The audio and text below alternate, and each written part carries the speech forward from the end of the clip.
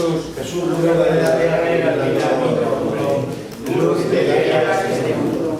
Nosotros sabemos que tú has venido de Dios Padre para ser nuestro Maestro y que enseña los caminos de la verdad. Las palabras que oímos de ti son espíritu y son vida. Pero ¿quién es digno de abrir el libro conociendo el sello?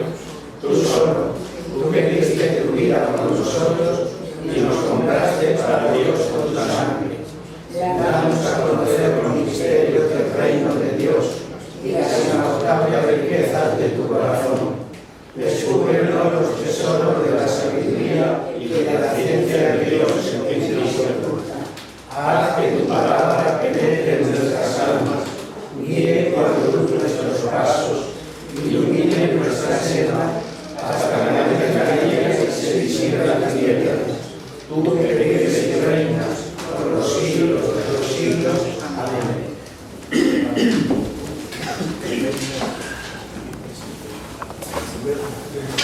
bueno, vamos a seguir con el Evangelio de Lucas, que es el Evangelio que estamos viendo, y vimos el último día el episodio de la pecadora arrepentida, esta mujer que se presenta cuando a Jesús le han invitado a una comida, Simón el leproso, dice Juan, y se arrodilla, se inclina hasta los pies de Jesús, llorando, arrepentida e implorando el perdón de Jesús. Y es precisamente la enseñanza apologética y dogmática de es el poder de Jesús para perdonar los pecados. Cómo se presenta Jesús con ese poder único de Dios. Recordad que los fariseos se escandalizaron también cuando la curación del paralítico, ¿quién es este que puede perdonar los pecados? Este es blasfema, porque solo Dios puede perdonar los pecados. Y se presenta Jesús, digo, con ese poder de perdonar los pecados.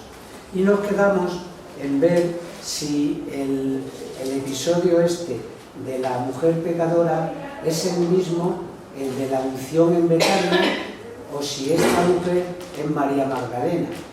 Bien, de María Magdalena dice el texto que expulsó el Jesús 7 demonios, pero eso no indica que fuese pecadora, seguramente o la liberó de alguna posesión del demonio o la curó de 7 enfermedades, pero no que fuera pecadora. Por lo tanto, esta no se identifica con María Magdalena, entre otras cosas porque en los versículos ahora siguientes nos van a presentar las mujeres que acompañaban en algunos momentos a Jesús y a los apóstoles durante su vida pública, cómo les servían con sus bienes y también con su ayuda material.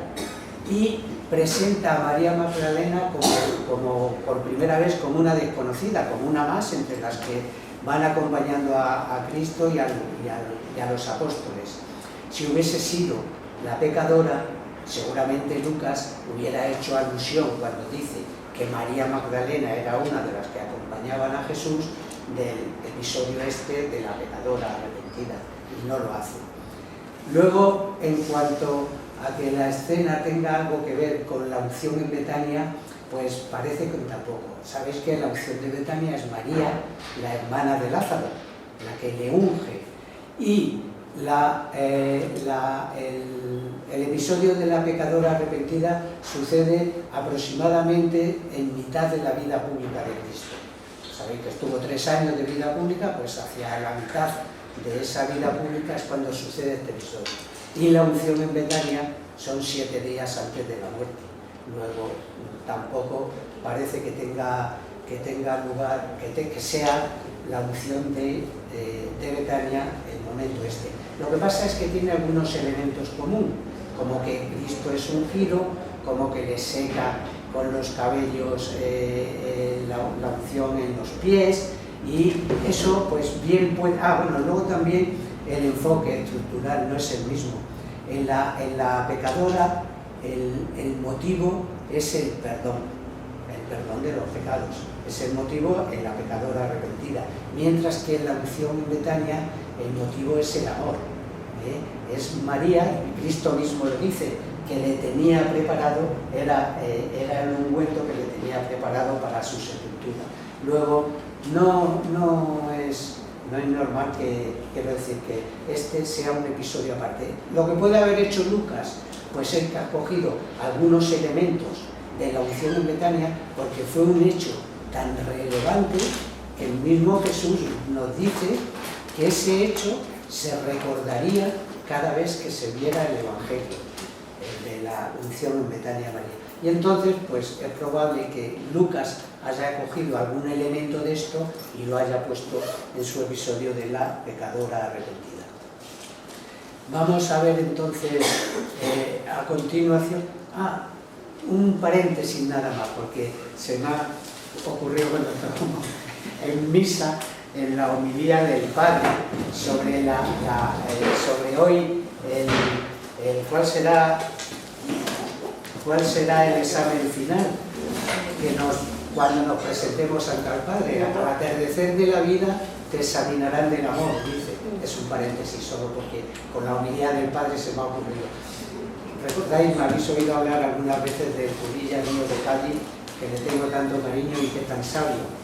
Bueno, pues, fijaos, dice que cuando a Jesús le pregunta cuál es el principal mandamiento, dice, amarás a Dios sobre todas las cosas, y el segundo es semejante a Él, y al prójimo como a ti mismo. Bien, pues dice él que esto está mal redactado, porque esto no son dos mandamientos, sino un solo mandamiento. Porque dice, ¿cómo vamos? Lo dice Jesús en una ocasión, ¿cómo decís que amáis a Dios que no veis, si no amáis al prójimo al que veis? Bueno, pues dice, el mandamiento correctamente redactado sería: amarás a Dios sobre todas las cosas, en el prójimo como a ti mismo. Efectivamente, nuestro amor a Dios se refleja en el amor al prójimo. Bueno, no era nada más que esta curiosidad que se me ha ocurrido oyendo la homilía de la misa. Vamos a continuar. Las proveedoras de Cristo, estas mujeres que acompañan a Cristo durante su vida pública. Y empezamos ya el capítulo 8 de Lucas. Leemos 8, 1, 3. Después de esto, iba por los pueblos y las aldeas predicando el reino de Dios. Le acompañaban los 12 y algunas mujeres que había curado de espíritus malignos y enfermedades. María Magdalena, de la que había echado 7 demonios. Juana, mujer de Cusa, administrador de Herodes, Susana y algunas otras, las cuales le asistían con sus bienes. Muy bien, ¿veis? Este pasaje propio de Lucas, lo trae solo Lucas, y pues da una pincelada general de la obra misionera de Cristo. Cristo va predicando con sus apóstoles y se hace acompañar de algunas mujeres que le servían con sus bienes y también con sus atenciones materiales, pues en las necesidades, seguramente en muchos momentos pues para hacer la comida o para lavar la ropa, para todas esas cuestiones materiales, mientras ellos se dedicaban verdaderamente al apostolado. Esta costumbre no era normal, era corriente que los maestros y sus discípulos se sirvieran de algunas mujeres que les servían. El mismo San Pablo nos habla y nos atestigua esta costumbre. Leer en 1 Corintios 9:5.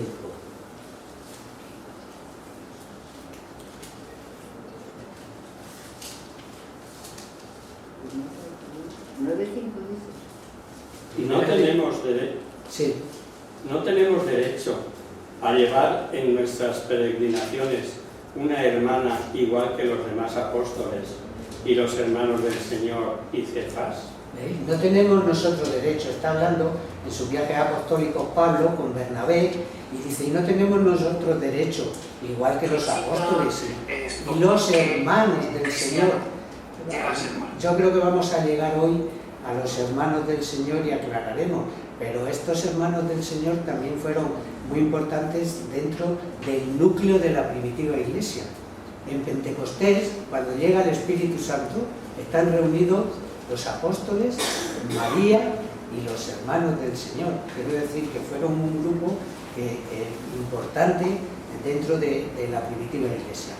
Bueno, pues efectivamente era una costumbre de que se servían y Pablo al final dirá que él no va a hacer uso de ese derecho que tiene, pero que efectivamente tienen derecho a llevar una mujer que les atendiese. El motivo de estas mujeres pues era en general de gratitud, porque habían sido curadas de algunas enfermedades o de algunas posesiones, de posesión diabólica, de posesión del demonio. María, y presenta a varias de ellas, y da el nombre de 3. María Magdalena, de la que dice que habían salido 7 demonios, y ya decíamos que esto no significa que fuese pecadora, sino que la había curado de alguna posesión fuerte, incluso de algunas enfermedades. Y otra, Juana, la mujer de Cusa, de un administrador de Herodes, un cargo importante dentro de la corte de Herodes, y una tal Susana. Le servían también con sus bienes y sus servicios otras varias mujeres. Ya veréis cuando veamos en algún momento las mujeres que están cerca de la cruz o algunas que desde lejos le seguían, como había varias mujeres, no solo a esta. Lucas hace mención a esta. Vamos a leer la parábola del sembrador, que ya veréis que da mucho de sí. Y como la vamos a comentar en Mateo, pues la vamos a leer en Mateo. Y leemos Mateo 13, 1, 9.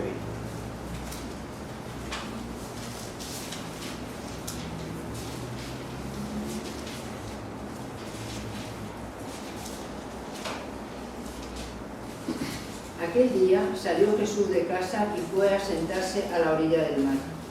Un gran gentío se reunió en torno a él, de forma que tuvo que subirse a una barca y sentarse en ella, mientras todo el pueblo permanecía de pie en la orilla. Y les habló de muchas cosas por medio de parábolas diciendo: Salió el sembrador a sembrar, y según iba sembrando, parte de la semilla cayó al borde del camino, y vinieron los pájaros y se la comieron. Otra parte cayó en terreno pedregoso, donde había poca tierra. Brotó enseguida, porque la tierra no tenía profundidad, pero en cuanto salió el sol se quemó, y como no había echado raíces, se secó. Otra parte cayó entre zarzas, y como las zarzas también crecieron, la ahogaron. Otra parte cayó en tierra buena, y dio fruto, uno al 100 por uno, otro al 60, otro al 30. El que tenga oídos, que oiga. Muy bien. ¿Veis? Nos narra Mateo en la parábola del sembrador. Se describe un sembrador que sale a sembrar a voleo, digamos esto, ¿no? Y la simiente pues cae en distintos terrenos. Uno al lado del camino, que como la simiente está encima, pues los pájaros vienen y se la llevan. Otra en terreno pedregoso, al tener poca tierra, cuando crece el sol la agosta, la seca. Otra entre abrojos, entre espinos, crecen juntos, los espinos la simiente y el espino ahoga a la simiente. Y otro cae en tierra buena y produce cada uno según su capacidad, pero todo abundante. Uno es el 30, otro el 60, otro el 100 por uno. Y termina diciendo: el que tenga oídos, que oiga. Fijaos, esto es importante, porque es como un toque de atención de Cristo diciendo: el que tenga interés, que escuche con atención. Eso viene a significar el que tenga oídos, que oiga. Bueno, pues seguimos leyendo, porque ahora nos va a dar la razón de la parábola. En el 13 leemos ahora del 10 al 17.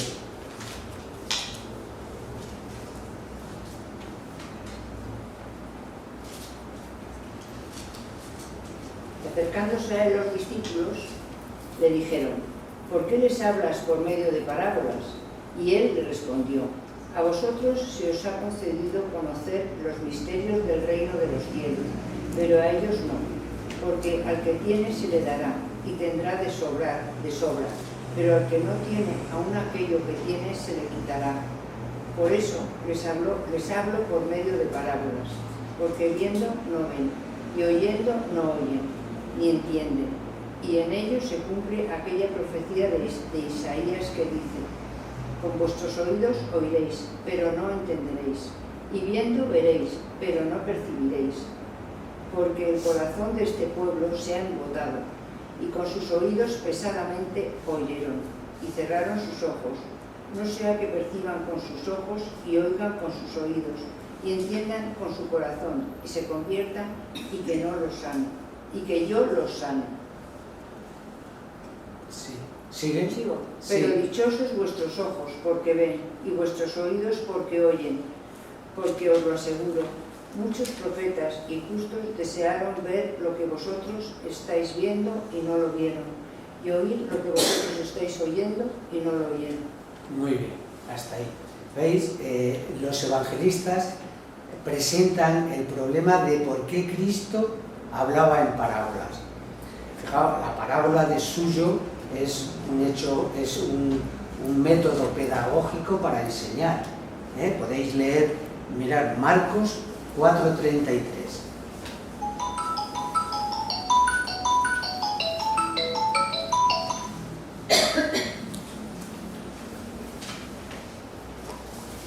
En la sinagoga había un hombre poseído. Marcos 4:33. Marcos, sí.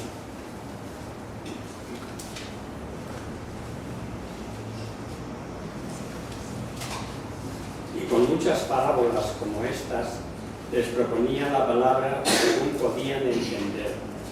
Y no les hablaba sin parábolas, pero a sus discípulos se las explicaba todas aparte. ¿Veis?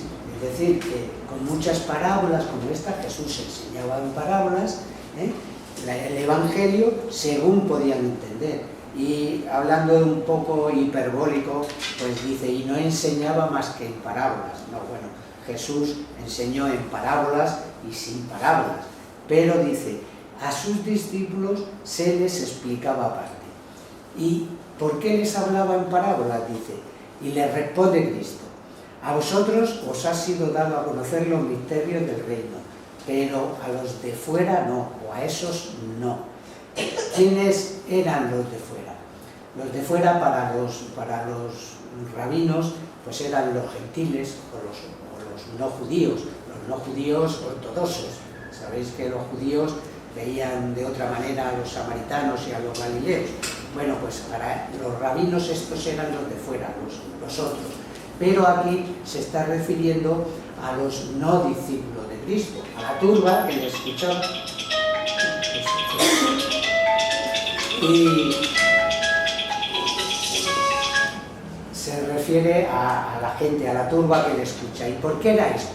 Fijaos, ¿por qué les dice que al que tiene se le dará y al que no tiene aún lo que tiene se le quitará y se le dará al que tiene? Porque por esa falta de disposición moral para recibir la enseñanza de Cristo. Es decir, las palabras del reino, no las palabras, la doctrina del reino es difícil y necesita esmero para recibirlas. Entonces, como hacían los apóstoles, después de escuchar la parábola, le preguntaban al Señor y el Señor le explicaba la parábola aparte y así se aprovechaban de la doctrina. Es decir, escuchaban con interés y con razón de la importancia de la doctrina que Cristo predicaba. Pero los que no tenían ese interés y les resbalaba lo que Cristo les venía a decir, pues por eso dice que al que tiene ese interés se le va a dar, se le va a aplicar los frutos de la doctrina. Pero al que no tiene, porque no le interesa, se le va a quitar. Una duda, ¿por qué en Mateo 13:10, por qué dice no sea que se arrepientan? Ahora lo explicamos, porque viene después, porque eso es muy duro. El texto de Isaías tiene miga. Fijaos, el que la turba no se preocupara o no pusiera interés en las palabras de Cristo, en la doctrina de Cristo, no era solo cuando hablaba en parábolas. era en general, era una actitud general, pues cuando Cristo ponía toda su doctrina. Bien, y para hacerles ver eso, de que nos da la cita de Isaías. La cita de Isaías, en el texto más sorético, es decir, el texto antiguo, que es el más antiguo, dice así, la leo yo para que veáis. Bueno, para los que tomáis notas, es Isaías 6, 9, 10. Dice, ve y di a ese pueblo, oíd y no entendáis, ved y no conozcáis, endurece el corazón de ese pueblo, tapa sus oídos, cierra sus ojos, que no vean con sus oídos, ni oigan con sus oídos, ni entiendan de su corazón, ni entienda su corazón, y no sea curado de nuevo. Bueno, este texto, pues sin duda esta redacción choca a la mentalidad occidental, a nuestra mentalidad, porque parece como que Dios manda al profeta para cegar moralmente al pueblo, cuando la misión del profeta es todo lo contrario, es la de llevar al pueblo hacia Dios. Bueno, ya en la traducción de los 70, esta misma se formula de otra forma, de otra manera. Se presenta solo el hecho de que el pueblo lo oye, pero viene a ser como si no lo oyera, y obra de tal manera que no se convierte, pues de lo contrario yo les perdonaría. Dice, de lo contrario yo, Dios, le perdonaría. Aquí el problema es que presenta una finalidad, lo que es una consecuencia. Ahora lo explicamos porque vamos a ver por qué hablaba, lo que estábamos hablando antes, por qué Cristo hablaba en parábolas. Y hay dos tendencias. Hay uno que dice que era pues como un castigo de Cristo para velarles su doctrina, ya que no tenían ningún interés ni ninguna intención en recibirla. Se llamaría eso la tesis de la justicia. Y otros los que dicen que las parábolas no, es un método pedagógico que sirve para enseñar. Sería la tesis de la misericordia. Desde luego la tesis de la justicia está descartada, porque por la actitud y la forma de actuar de Cristo lo vemos. Cristo se revela en el Evangelio siempre con la intención de salvar a todos. Para eso ha venido. Dice incluso que no vino a salvar a los justos, sino a los pecadores. Pero decía que presenta una finalidad, lo que es una actitud. Esto tiene algo que ver con la voluntad activa o la voluntad pasiva de Dios. No, algo que ver con la voluntad activa. En el Antiguo Testamento a Dios se le pone siempre como primera persona como actuando. Josué en una ocasión que va a tener una batalla contra el enemigo, pues dice que Yahvé arrojó piedras sobre el ejército enemigo, destruyéndolo. No, eso es, le ponen lo que es una acción permisiva como una acción activa de Dios. Dios no se pone a lanzar piedras contra los enemigos. Dios permitió que por unas circunstancias posiblemente naturales, de una tormenta, de un viento fuerte, se desprendieran y cayeran las piedras, pero le ponen como voluntad activa lo que es permisiva. Cuando vemos a Dios actuando así, para interpretar bien, basta con decir, donde Dios hizo, traducir Dios permitió. Y con eso se solucionan bastantes problemas de traducción del Antiguo Testamento. Aquí decimos que presenta como una finalidad lo que va a ser una consecuencia. Mirad, con un ejemplo se va a ver más claro. Es clásico el episodio del faraón, cuando Dios manda a Moisés que vaya al faraón para que deje salir a su pueblo, porque dice que yo he endurecido el corazón del faraón. Y entonces resulta que el autor formula eso como si Dios causase mediante una acción positiva el endurecimiento del faraón, cuando realmente lo que sucede es que ante los prodigios que había hecho Moisés, el faraón se encabezonó, se endureció y no dejaba salir al pueblo. ¿Veis?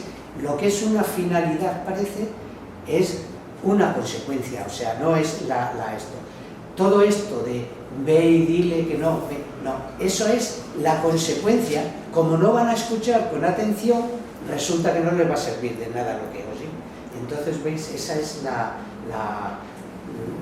ese es el texto que parece que resulta muy duro, porque presenta lo que es una finalidad como es una consecuencia. Por no escuchar, no vaya a recibir la doctrina de Cristo con atención.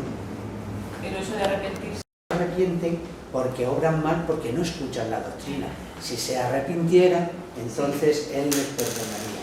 El texto de Isaías viene a decir que no queriendo oír, viene a suceder que Dios no los perdona porque ellos no quieren. Y Cristo les hace ver luego, al final del texto, lo dichosos que ellos son ante los que ven y oyen, y lo afortunados que son, porque muchos querrían haber visto y oído lo que ellos ven, y sin embargo no lo vieron. Y fijaos qué contraste con esa generación actual, que viéndole y oyéndole es como si no le vieran, como si no le oyesen.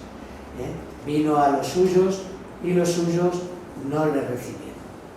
Y sigue explicando ahora la parábola del sembrador. Leemos ya los versículos del capítulo 13 de Mateo, del 18 al 23.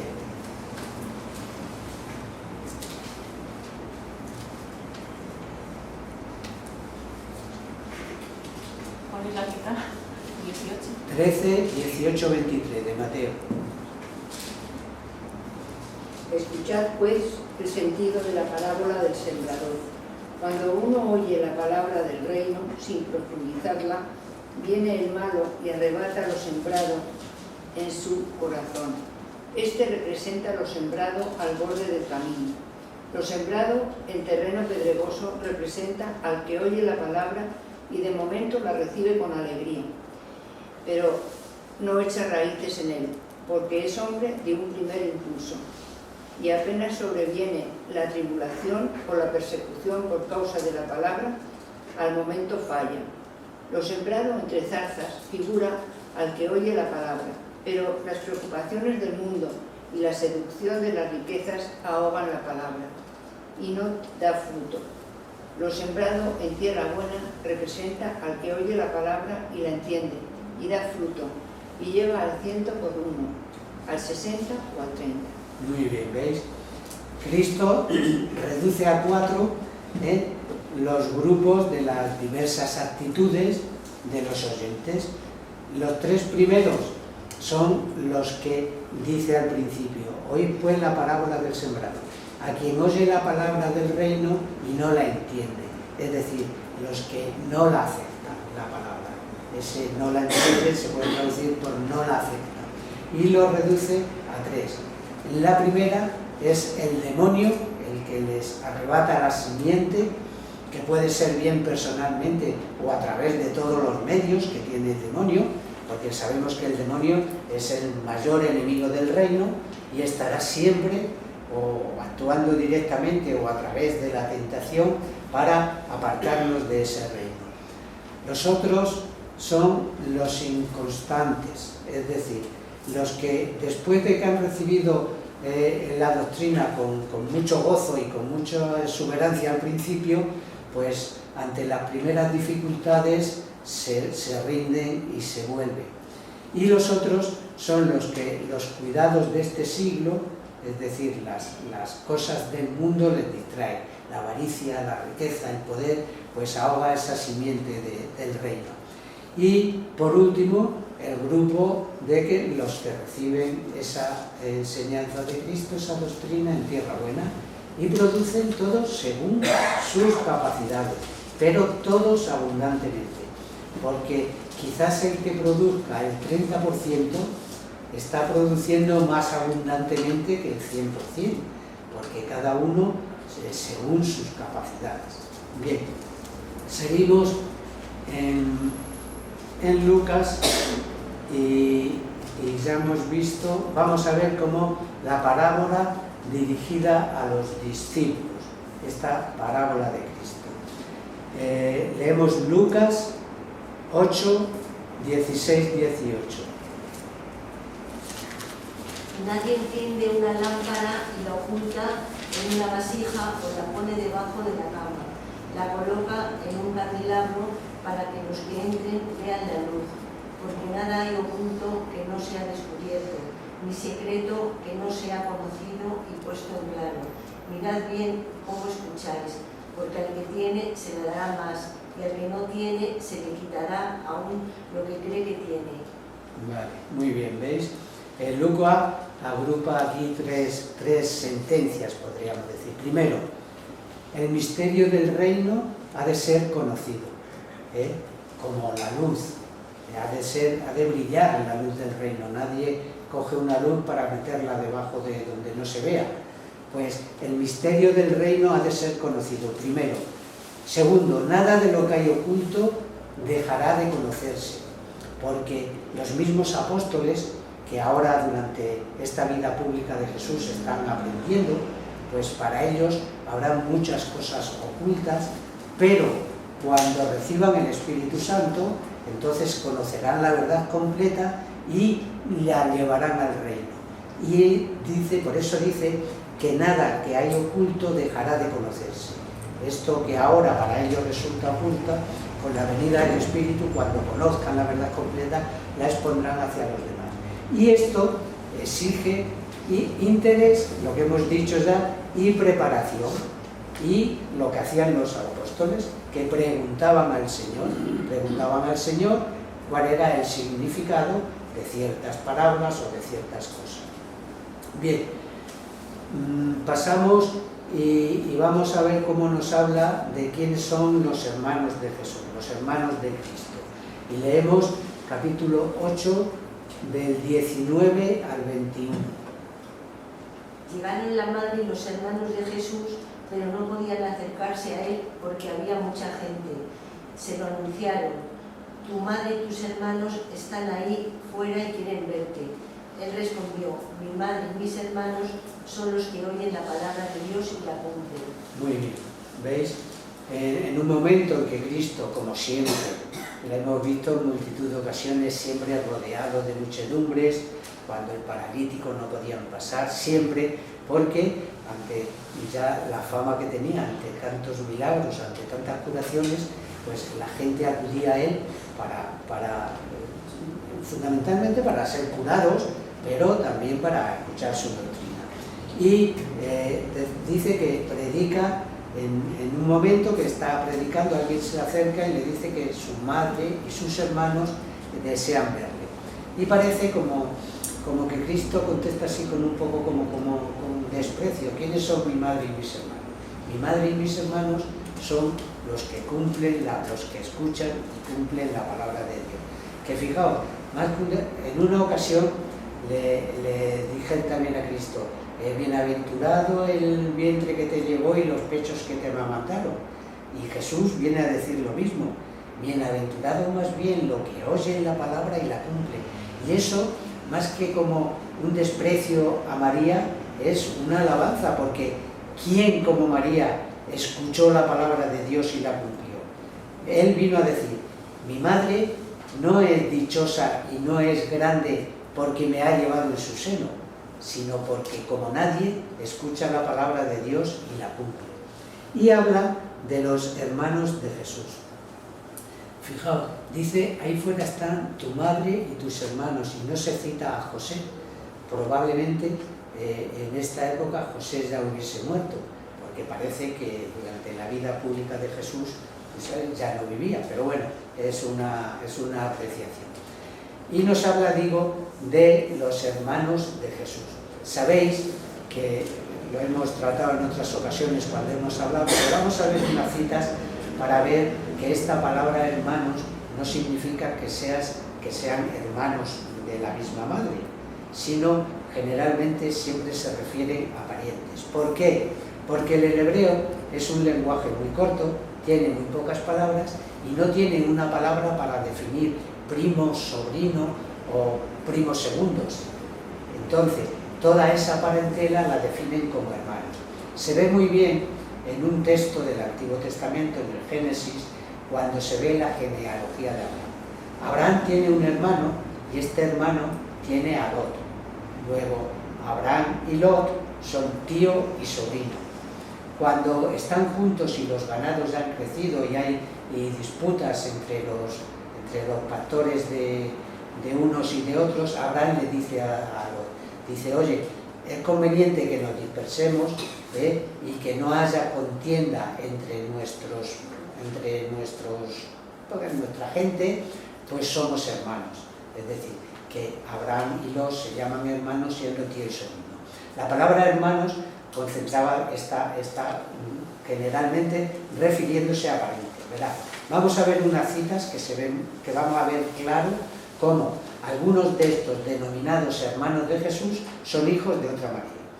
En Marcos 6:3 se nos habla de 4 hermanos de Jesús. Leemos Marcos 6:3.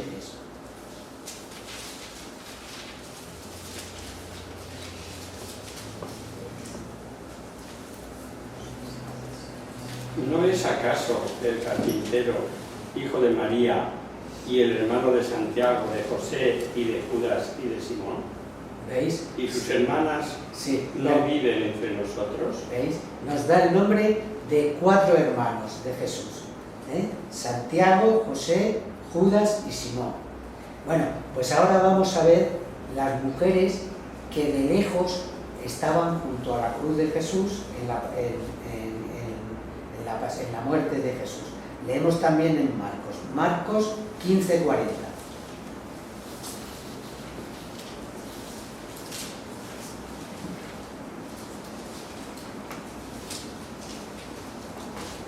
Había también unas mujeres mirando desde lejos, entre ellas María Magdalena, María, la madre de Santiago el menor, y de José, y Salomé.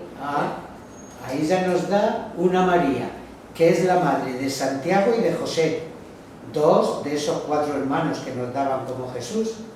Y pues vamos a ver quién es esta María, porque nos lo dice Juan, cuando nos habla también de las mujeres que están junto a la cruz. Juan 19:25.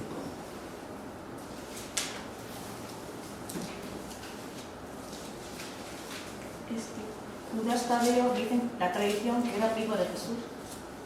No, Santiago el menor. Juan 19:25. Estaban en pie junto a la cruz de Jesús su madre, María de Cleofás, hermana de su madre, y María Magdalena. Estaban junto a la cruz de Jesús su madre, la hermana de su madre, María la de Cleofás, pero esta hermana de su madre es hermana en el sentido también de pariente de su madre. Luego vemos que María la de Cleofás es la madre de Santiago y de José, que era la otra María que nos decía esto. Bueno, para que veamos que esto no hay ninguna dificultad ya en saber que cuando se habla de los hermanos de Jesús, porque fijaos, eso sí es curioso, se habla de los hermanos de Jesús, pero de ninguno se dice que sea hijo de María, de la Virgen María, excepto Jesús.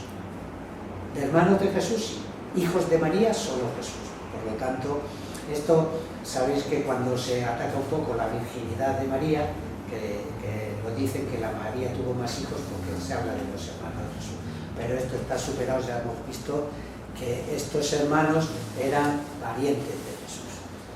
Muy bien, pues aquí nos quedamos.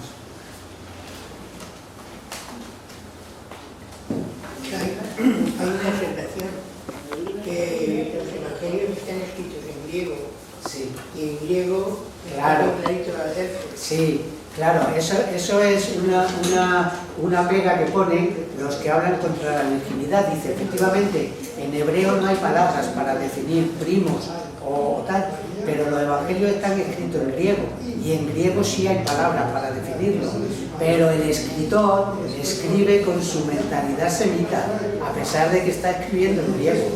Y entonces, en la mentalidad que escribe, aunque tiene palabras para definir primo, él escribe con su mentalidad semita y sigue usando la palabra hermanos, como parientes.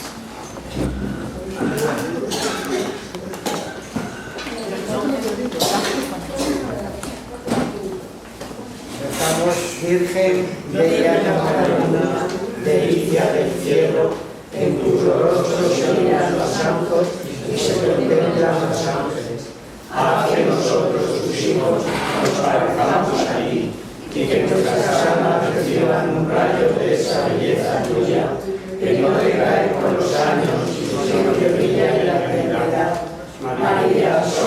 cielo, despierta pluralidad de la muerte, e ilumina los espíritus en que haya tinieblas, reflejándote en el rostro de tus hijos, concédenos un destello de tu luz y tu fuego. María, poderosa como un ejército, concede a nuestra fila la victoria. Somos tan débiles y nuestros enemigos se nos obedecen con tantos estragos, mas con tu bandera nos sentimos seguros de vencerlo. Él conoce el poder de tu pie y teme la majestad de tu mirada. Sálvanos, María, bella como la luna, única como el sol, temible como un ejército ordenado, levantado en pie de guerra, no por